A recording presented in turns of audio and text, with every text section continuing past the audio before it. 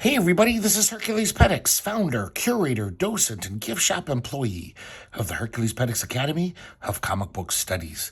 Today we're going to be looking at Hands Off, a benefit comic published in 1994 by Ward Sutton, the cartoonist. He also edited the whole thing. And this was all the proceeds of this comic went to the Washington Citizens for Fairness / Hands Off Washington. And I didn't even know anything about this, but apparently in the early 90s, the Pacific Northwest was a hotbed of homophobic legislation. And there were these propositions that would basically persecute gays.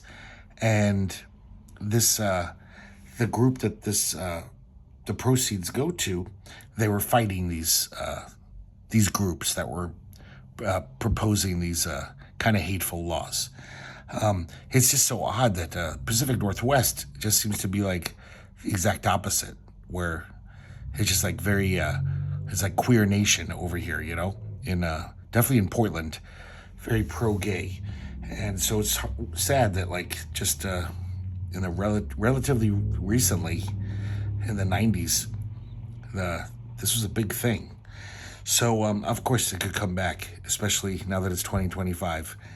And apparently there's a project named after the year that might have something to do with this. But it's a really fun benefit. He rounded up a great assortment of cartoonists, almost a lot of the indie cartoonists of that day, of the early 90s. Starting off with this really nice Peter Cooper cover. Really like this image. It's crazy. I think this is obviously collage from something, and pretty cool looking. The cover is designed by Art Chantry, the famous designer who did all the Sub Pop releases. Kind of became a famous designer during that time. And of course, everyone contributed their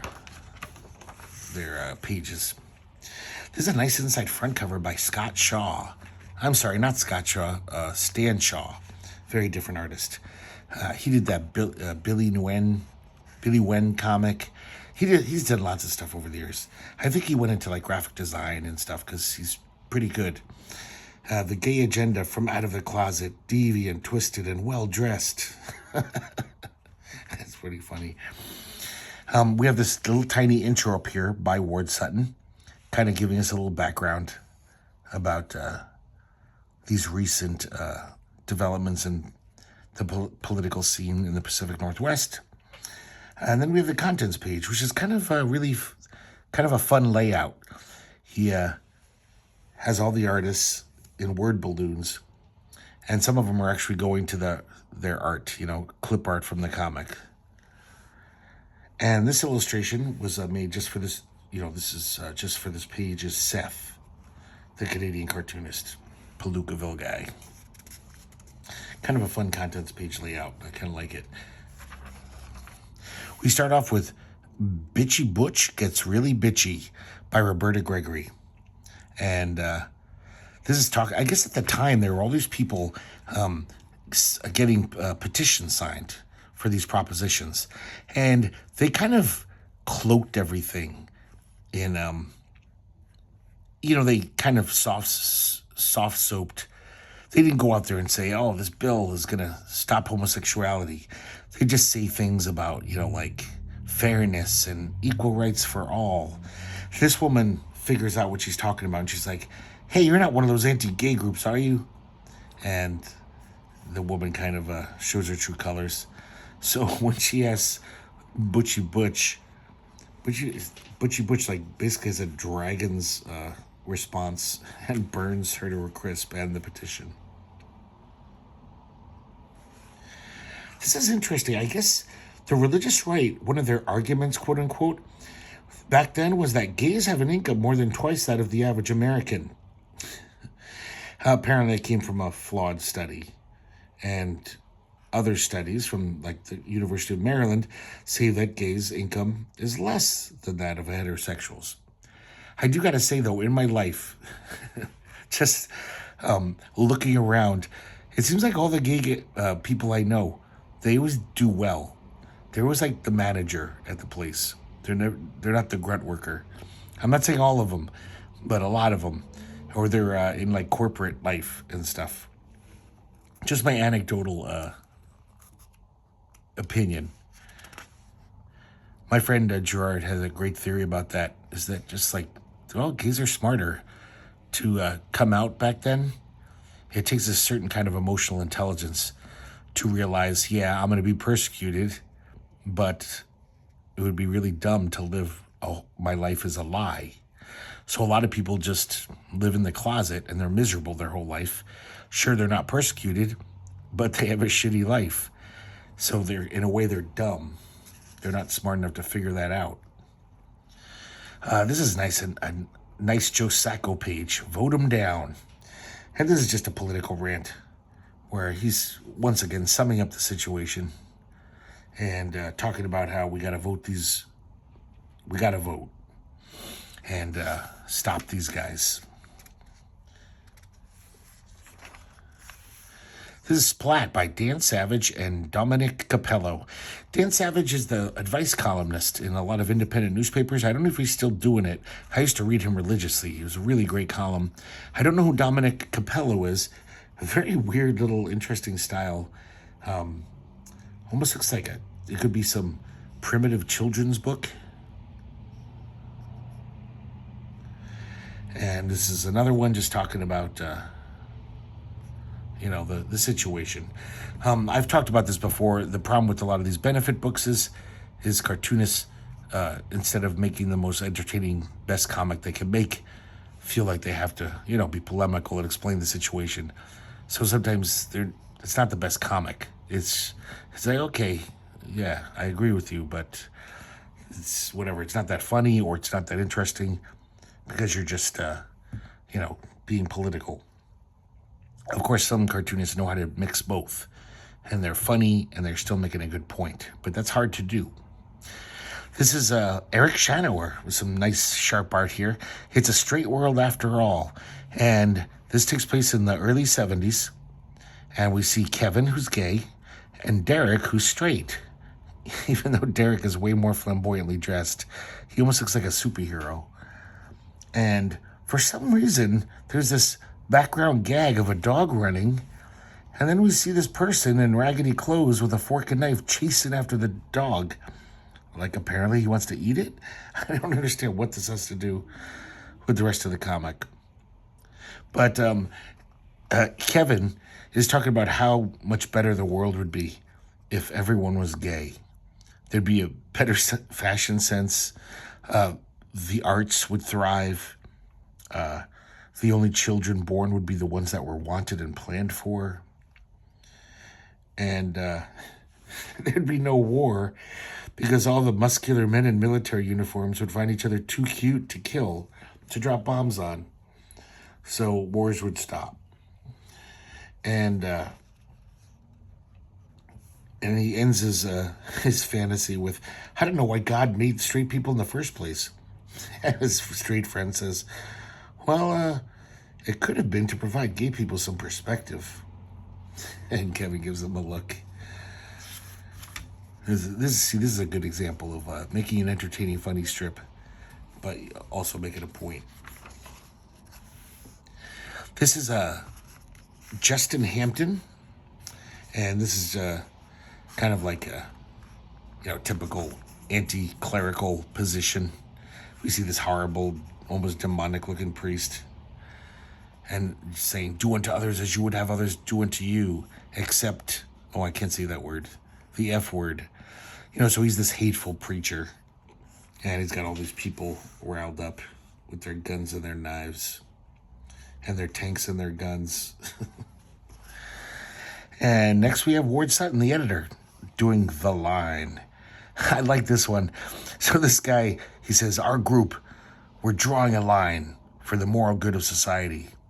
We draw the line at homosexuality. You guys get over there. There's actually a line here. In fact, we're going to draw the line at all those things that are un-American or non-American, like immigrants, wacko religions, those who won't work, those who can't, those who are old, those who are female, those who are retarded. And then he says citizens United we stand, divided we, and he looks, and everyone's on the other side of the line. He's basically condemned everyone, except for, I guess, just him, to the bad part. Really like that one. I also like how they're looking at him, just like, you're an idiot. Fuck you. I like Mortson's cartooning too. Very cute. It's very readable. You just want to read this comic by the way it looks. Here's that James Sturm. You'd never guess this was James Sturm, the artist he became after this. But this is him drawn like, I don't know, Kathy Guyswhite. Meet John, Citizen Alliance of Washington Poster Child. That was one of the groups that were trying to get these homophobic laws passed. And he's a typical, basically, homophobe. Bifocals, not bisexuals. Queers are fine as long as they are neither seen nor heard. He has an Adam and Eve, not Adam and Steve t-shirt on. I always thought that was hilarious. I always wanted to make a t-shirt that says Harold and Maude, not Harold and Claude. But I don't think many homophobe people like Harold and Maude, so they wouldn't buy the t-shirt. And just a lot of, it's just mocking this guy. He's obviously a closet case. Mysteriously sticky copy of the Gay Agenda videotape. I guess that was being circulated at the time, this anti-homosexual videotape. This is, I love Fiona Smith's stuff. She's just a great designer. Her pages look so good. And I don't understand it at all. Censorship, discrimination, hands off. Americans aren't smooth. It sounds like some translation from Japanese or something. But I don't care.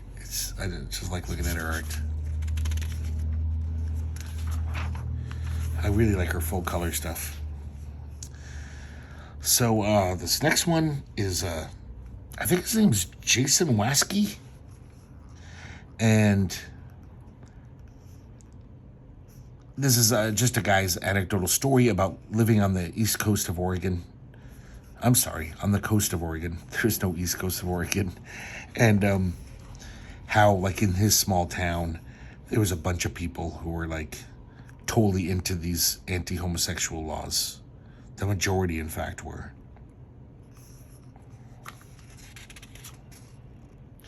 Of course, that around this time is when those fuckers started using the term special rights. Gays want special rights. No, they just want the same rights that every citizen gets in America. Like the right to get married. But that was their thing. Oh, they want special rights. So fucking obnoxious. The secret origin of the OCA. OCA was the big group that was, starting these rules. I guess the bigwig of that group was Lon Mabone. Weird name. And this is just talking about Lon Mabone as a kid. He's jerking off to Poodle Fancier magazine. And his mom basically chastises him.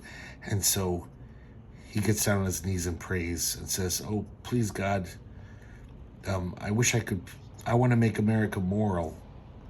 I want to guard America's morality. If only I could see into every bedroom in America like God can, then I'll be happy.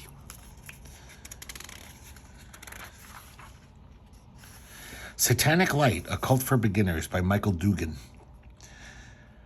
As you've noticed, almost every cartoonist in here is from the Pacific Northwest. They're just all local. I don't really get this comic at all, to be honest. It's like Hex, Ritual, Chant. Give your worst enemy a mild headache. Hex, Ritual, swear in front of your grandparents. Chant, the devil is okay. I don't really get the shtick. But, kind of cute looking. Here we have a Too Much Coffee Man strip by Shannon Wheeler, Paranoid. And this isn't really about the topic. This is just about being paranoid about everything that's going wrong in the world.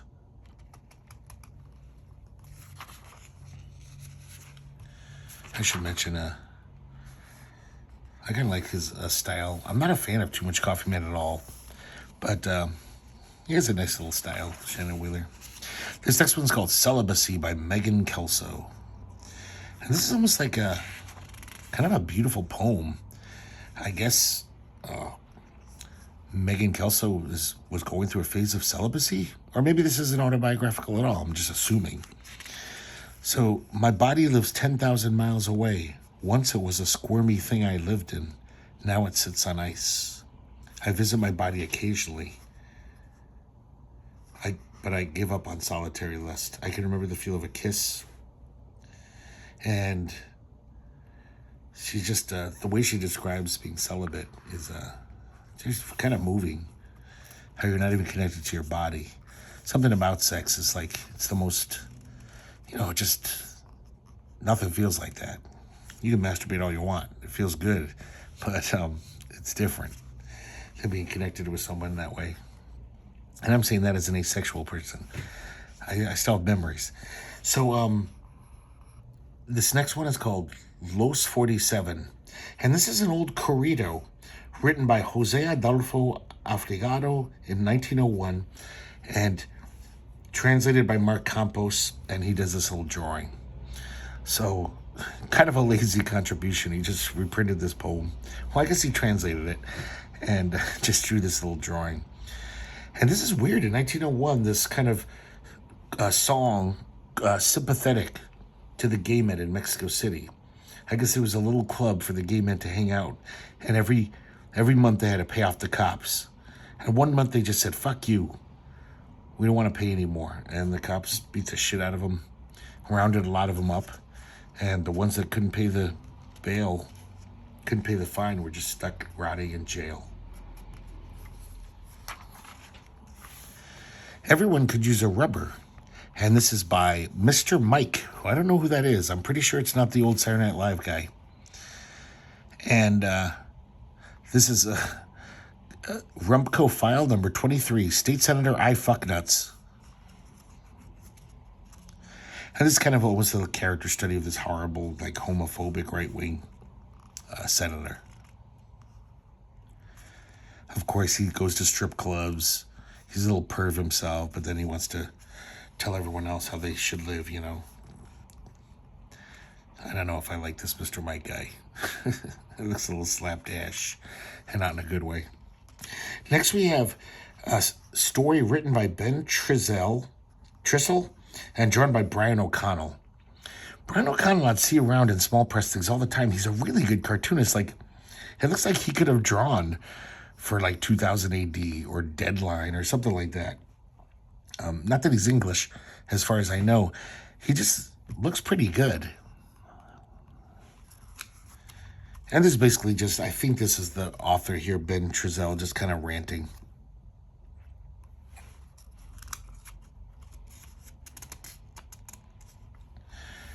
Kind of a political screed, but it's pretty right on.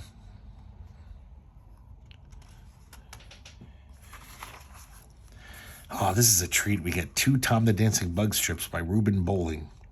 And of course, as usual, these are pretty funny. We see here the secret, holy, insidious society of homosexuals. It's their weekly meeting. If that stands for Swish. And we see their media manipulation project director. And he proudly claims that fully 3% of all TV and movie homosexuals are portrayed in a positive light now, thanks to our works. Then we see the director of unbridled legislative power. Things could not be better. We have all kinds of rights and entitlements that heterosexuals only dream of. For example, only 24 out of 50 states have statutes that outlaw our very existence. And then they get an alert that there's a man in Bakersfield holding his wife's purse. And they're like, Garcia, get over there quick. He's in a weakened state. He can be converted. Silly heterosexuals, if they continue to ignore their conservative leaders, will soon take over the country. So, some really good satire. I love Reuben Bolling. And here's kind kind of a commercial for this hypothalamus helper, which will, if you think you're becoming gay, this will turn you straight.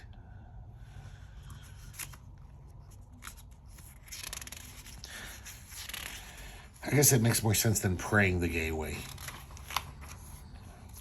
Next, we have oh God, I love J.R. Williams cartooning. Those crazy gay military men. And we see these kind of sissy-ish guys, and their sergeant yells at them. He's like, oh, you guys you should be in uniform. You know, it's all pictogram word balloons. And I don't know why, but just at that moment, the sergeant's pants drop, and the gay guys all whistle, and they all have boners, and they salute. And then it says, oh, those silly Nancy boys, what ridiculous caricatures. And here's a reader's guide. Whimsical exaggeration, blatant distortion, outrageous stereotype. And for the sergeant, it just says asshole. It's a great one. It doesn't really make much sense, but it still makes me laugh. Here's a little one, a little pin-up from David Greenberger from Duplex Planet, writing, and art by Yarger, I can't remember his first name, and Pat Moriarty. And I don't know if this is an actual thing David Greenberger overheard at the Duplex Planet nursing home, but this really old guy is like, you know, I think I might be gay. Is that what they call it nowadays? And this old couple is nonplussed. The wife says, or the woman says, well, you're never too old to start something new. That's cute. I like that one. I also like Pat Moriarty's cartoon in there.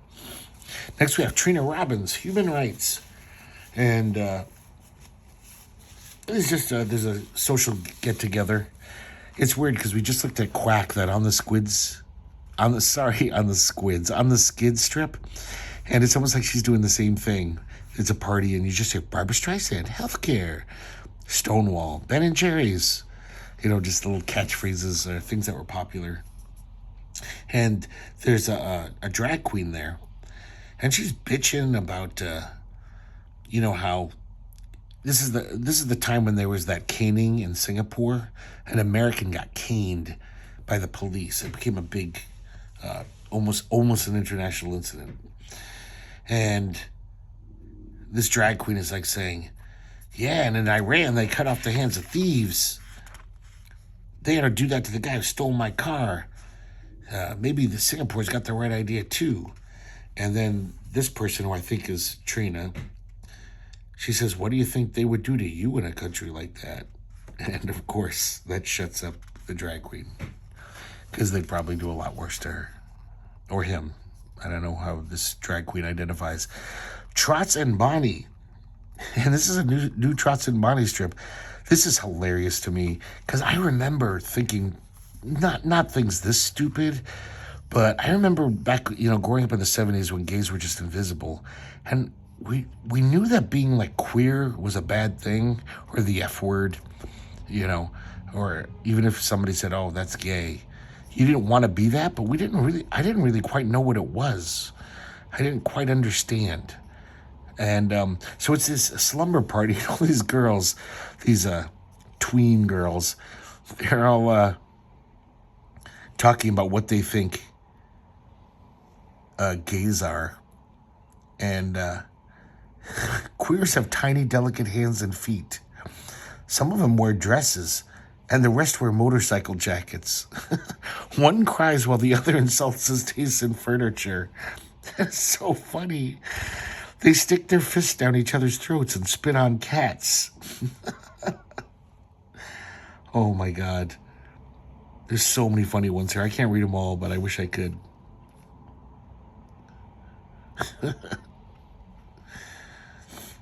It's because they turned queer because their moms made them wear corduroy pants. They never fall in love, except with their dogs. Oh God, that's funny.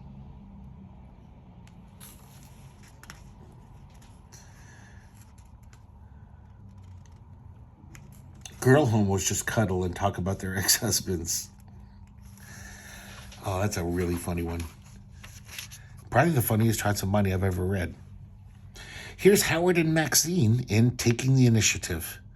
Written by Kathleen Bennett and drawn by Scott Faulkner. And I don't know, it's kind of a fanzine type art. And there's a guy trying to get signatures for his, homophobic petition. And this gay guy and this lesbian, he says something nasty to them. And so they just start mocking him.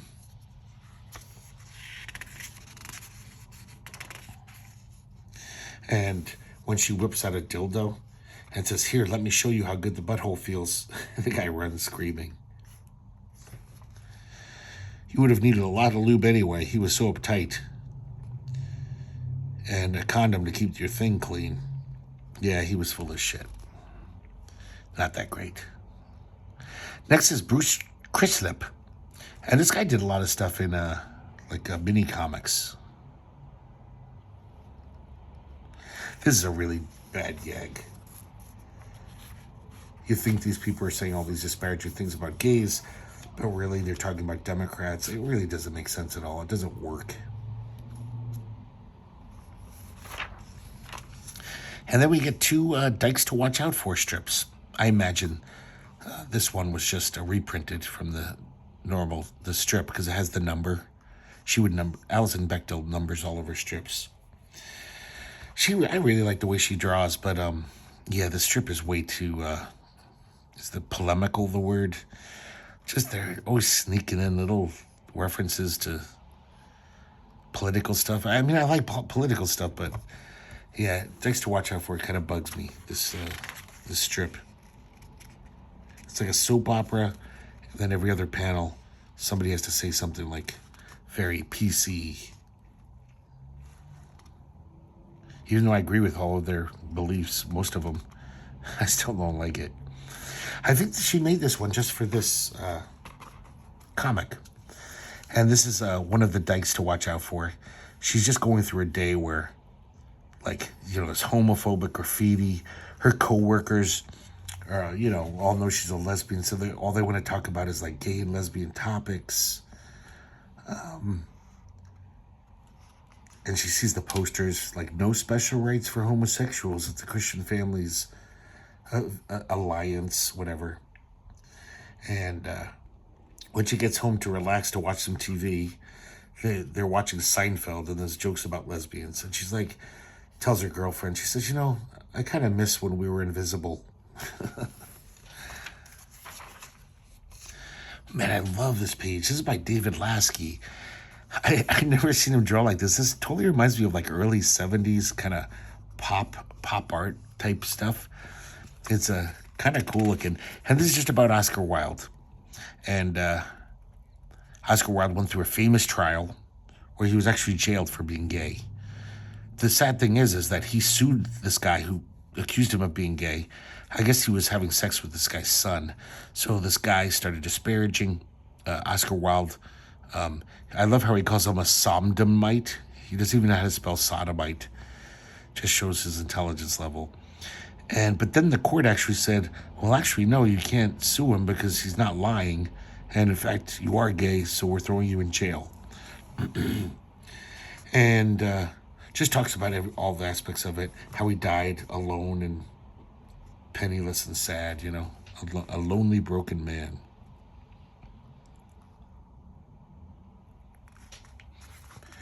Oh, this is great. Maurice Velacoop, the Canadian cartoonist, advertising feature.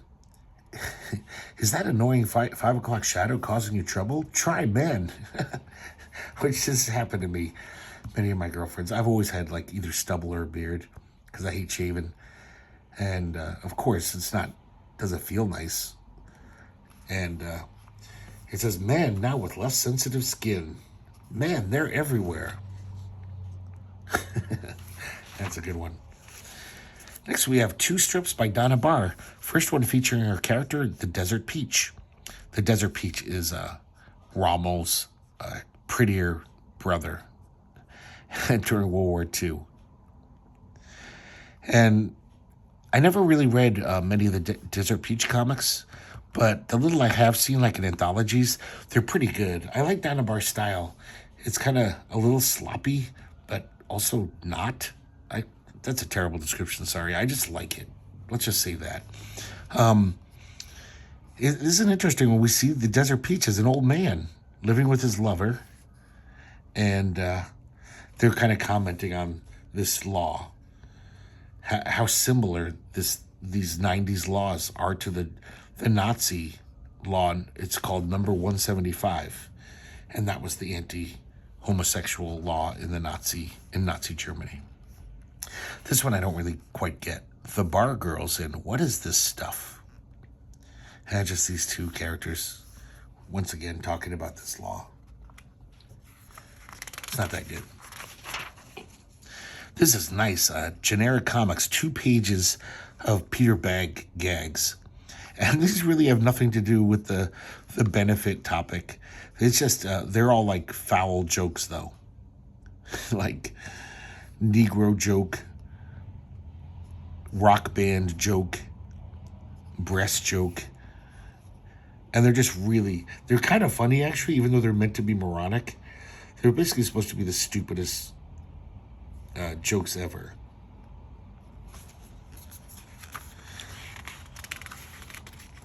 There's a lot of good ones in here, though. And some of them are so dumb that he even has to explain it. Surf joke, and it's just basically that old gag. We see a surfer, and then he isn't watching where he's going, so he hits like one of those... God damn it, what do you call those things in the ocean? The big pillars that come out. And it says, "Ha ha, jock boy who thinks he's great got creamed." Oh my God, they have crippled joke, homo joke, Jew joke. Sorry guys, these are funny. And I'm pretty sure Peter Bagge is a satire. He's making fun of the people who would say these jokes. Next, we have The Hateful Church, which is one of Denny Eichhorn's autobiographical mini tales, drawn by Holly Tuttle. And this is his experience of having a run-in with kind of like those Reverend Felcher, what was that guy's name? That horrible preacher who would protest gays. Basically, like, gays are going to hell. God hates, gays. And so he's arguing with these guys. And so this Christian guy starts yelling, "Pedophile, pedophile." And then everyone starts pointing at him yelling, "Pedophile." And he's outraged. He wants to kick everyone's ass. But his friend calms him down. And then later on when he's at the comic store, this like kind of typical comic slob reading X-Men says, "Reverend Wilson is a great man." And he says, "Yeah? Well, you know what he did the other day? His people, they were all calling me a pedophile at the top of their lungs." And the big fat guy says, "Are you?" I like that one. This one's called People in the Neighborhood. And this is by a guy named Joe Newton. I'm not familiar with his work. And this is weird. Just talking about the interesting people you might see in a city. The colorful characters. Skateboard Sue. Some just weird characters that live in the street that you always see. Every city's got a handful of them. This Modern World by Tom Tomorrow. I don't know if he did this just for the comic or just a reprint of one of his strips. And very typical Tom Tomorrow strip. I'm talking about the insidiousness of these new Republicans, these homophobic people who they, like that earlier strip, they're all about they don't come out saying, "We don't like gays," because they know that sounds harsh. But they talk about motherhood and apple pie and the flag and good values, It's actually a kind of dog whistling for, basically, we don't want gays anymore. And then we have a strip by Ellen Forney. This looks like a pretty early Ellen Forney. She definitely drew a lot better a few years after this. And this is like mother, like daughter, talking about how similar she is to her mom. So, I guess that's a little something to do with the topic, because they're both gay friendly. And once again, just like Reuben Bolling, we got Lloyd Dangle, who can always take a political topic and make it funny with his Troubled Town strip. Us plain old regular people are fed up. Normal values. And this woman says, I'm just a heterosexual. I eat mashed potatoes. I'm a normal average American. When is my point of view going to be represented? Oh, and that's so typical. Like those people who act like, oh my God, so minorities are being represented a tiny bit now, and now I'm threatened because everything's about them. It's like, no, 95% of everything's about you, and now that there's a little bit about them, you're all worried. This professor gives this kid a D because all of his citations are just from Rush Limbaugh. That's the only academic sources he used. And he says, this elitist institution is out of touch with ordinary youth. That's another thing. When I was in the 80s, when I was in college, there was a lot of that talk of how, colleges are a hotbed of liberalism. And, they're churning out liberals. And I was just like, well, no, because liberals are better educated usually. They go to college. And usually when you develop your critical faculties, you kind of have a more liberal outlook on life. Sorry, just my opinion. But that's my opinion. It's not some insidious conspiracy by the academia to turn us leftist. It's just that's what happens when you get some book learning. And then we have a little strip to round out the page by Shannon Wheeler again. I kind of like this one. Help me, I've been stabbed with a pencil. It's totally nonsense. Doesn't make any sense, but it's kind of funny. And I really like the drawing. This one is... actually, I don't know who drew this. Let me see this here. I gotta look this up. I can't read his signature. Ed Fotheringham. And this just looks like a flyer to me. Not very impressive. The thank you page is kind of they just took an old novelty ads page from an old comic book, and they thank all the people. I kind of like this guy's art style. It's a guy named Pablo, upright heterosexual Christian comics. And we just see these basically the message here is, just because you're heterosexual doesn't mean you're better. Their babies are like mutants. And this guy's a drunk with a shotgun, a smoking shotgun. I like the cartooning a lot, though. I'd definitely love to read more comics by this guy. And here we have a nice painting by a guy named Tim Gabor. And I think this is that guy we talked about earlier. Lou Mabone, did I say? He's the head of that OCA group, the homophobic group. Really nice painting. It's a star pupil. And all of this stuff on the blackboard says prejudice, hate, bigotry. Really nice painting. So there you go, guys. You'll probably find this in dollar bins across the country. I don't think this sold very well. But it's a nice little collection of just all these great cartoonists from that time. I guess a lot of these cartoonists are still drawing now. But I'm pretty sure you won't have to pay peanuts for it. And it's pretty decent, especially for a benefit book. A lot of benefit books, they got a lot of talented artists in there and writers, but they're all trying to write for the benefit book and be super serious and whatever. But hands off. And there's only one of these. And I hope you can find it. And I hope you enjoyed looking at this comic with me today. And I also hope to see you next time here at the Herculespetix Academy of Comic Book Studies.